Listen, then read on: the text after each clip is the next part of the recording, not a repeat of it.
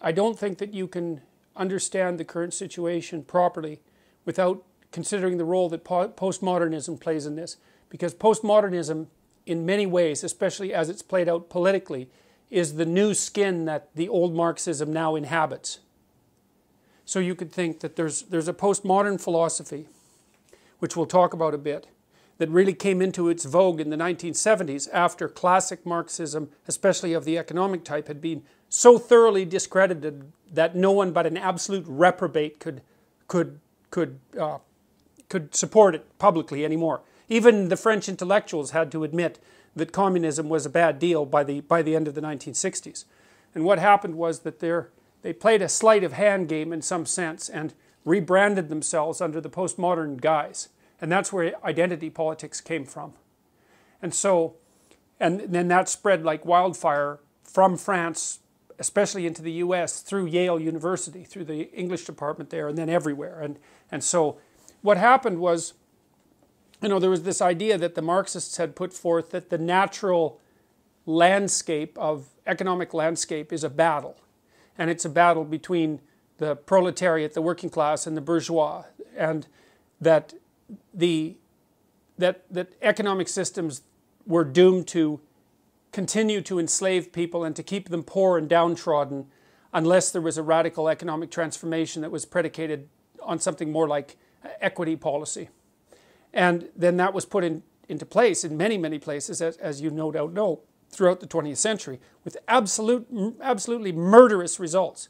It was the most destructive economic and political doctrine, I think, that has ever been invented by mankind, and that includes National Socialism, because the absolute magnitude of the havoc wreaked by the communist systems exceeded that wreaked by Hitler. And that's, I mean, Hitler didn't have quite as long a time to pull his stunts off quite as effectively, but it was a catastrophic system. And one of the things that's quite interesting is that the full breadth of that catastrophe is not something that students are well taught in our current educational system, which has always made me very suspicious. For example, the students I teach usually know nothing at all about what happened in the Soviet Union under Stalin between, say, Stalin and Lenin between 1919 and 1959. They have no idea that millions, tens of millions of people were killed and far more tortured and brutalized by that particular regime, to say nothing of Mao.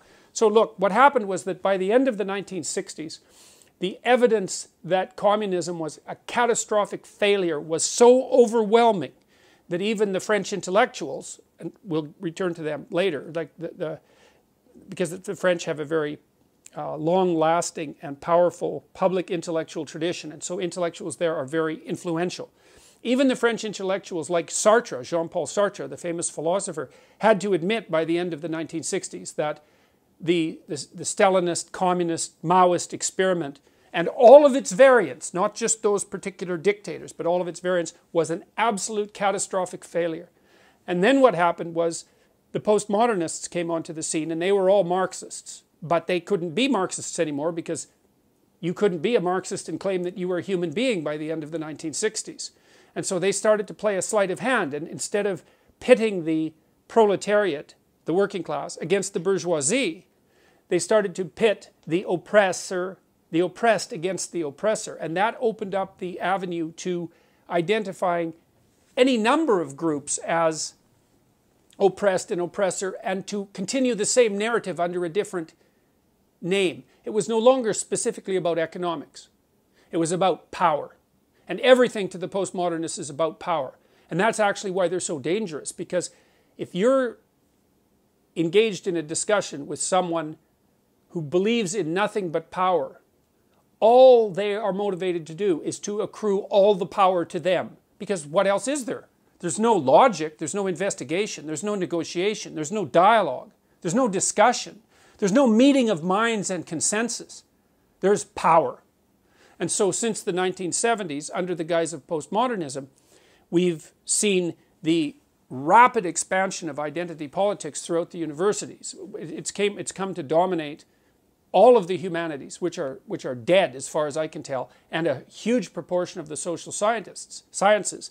And we've been publicly funding extremely radical postmodern leftist thinkers who are hell-bent on demolishing the fundamental substructure of Western civilization. And that's no paranoid delusion.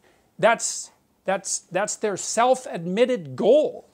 And I've identified, not only me, obviously, but one of the main players in this entire drama is a French philosopher named Jacques Derrida, who I think most trenchantly formulated the anti-Western philosophy that is being pursued so assiduously by the radical left. And I think its dangers cannot be, I don't think its dangers can be overstated. And I also don't think the degree to which it's already infiltrated our culture can be overstated. I mean, the people who hold this doctrine, this radical postmodern communitarian doctrine that makes racial identity or sexual identity or gender identity or some kind of group identity paramount, they've got control over most low to mid-level bureaucratic structures. And many governments as well, but even in the United States, where a lot of the governmental institutions have swung back to the Republican side, the postmodernist types have infiltrated bureaucratic organizations at the mid to upper level. And that's actually what they're trained to do by their activist professors in university. And if you want proof of that, you can just go onto the websites of women's studies groups, for example, because they're some of the top offenders, and just look at what they say.